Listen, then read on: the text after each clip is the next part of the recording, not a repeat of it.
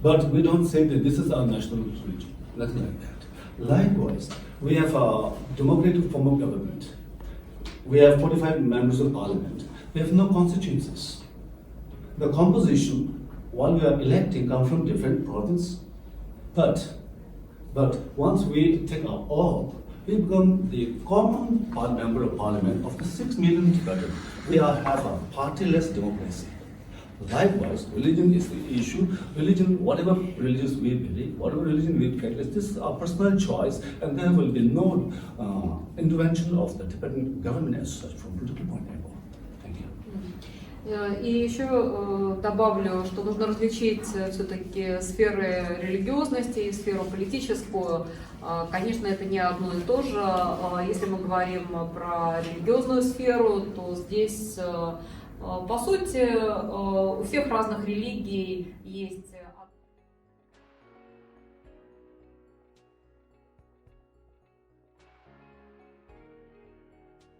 I would say it's all blessing of His Holiness the Dalai Lama, starting from 1959. Under the long visionary of His Holiness the Dalai Lama, in every Tibetan settlement, we have very good schools in every settlement, and compulsory education and the free education is given to all the Tibetan people.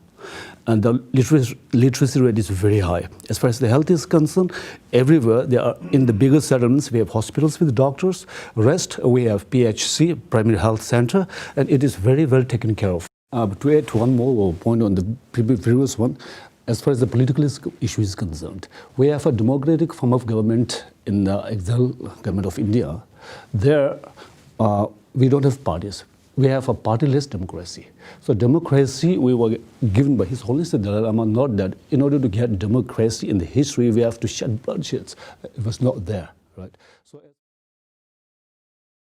talking about the question is, we have not given enough.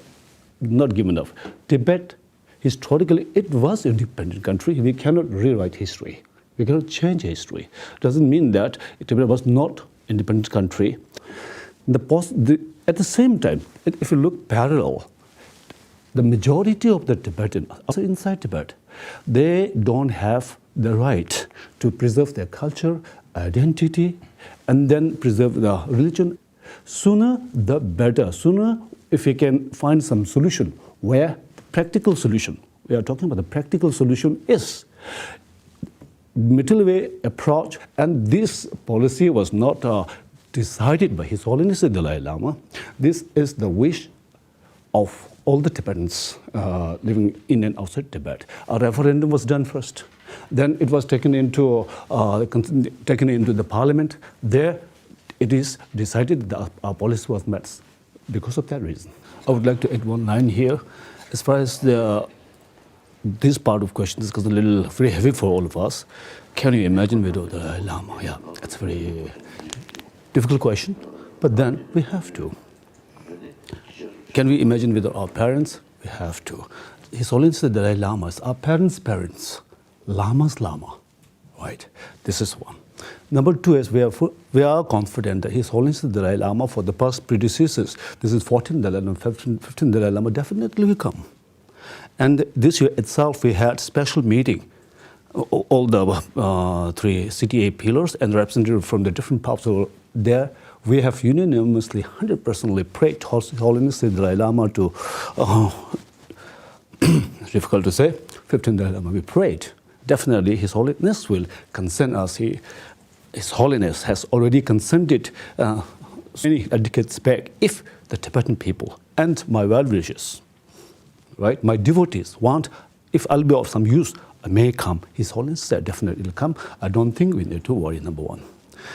Number two, in this transition, I don't think, we are going to have hard time, but then we will not have this much big problem. Because His Holiness, as I said, dynamic leader, a visionary, reincarnation of our Lokiteshvara, right? Youngsters who are mad ready to take the responsibility of the society in administration, in politics, in monastic institutions, so many higher lamas and rinpoches. So I don't think that is going to have a big problem. As far as the political scenario is concerned, His Holiness the Dalai Lama is very special, very unique. Who on earth, a political leader, wants to give power to anybody freely? His Holiness, the Dalai Lama's devolution of the power, we knew that. Decision of the devolution of power to the elected leader, we know that. Why? Why? The question is, in order to give good foundation and good practice. And His Holiness also told the elected leader, Sejong, to imagine without me and walk accordingly. This is how the practice is given. It's not going to be very tough. It's going to be tough without the Dalai Lama. Difficult to imagine also. But ultimately, we have to face the reality. Sorry. If anybody is interested to help Tibetan, and here we have a lot of projects regarding educational project, spiritual project, whatever. If you can help in that matter also, it's going to be a very good thing. This is how you can do that.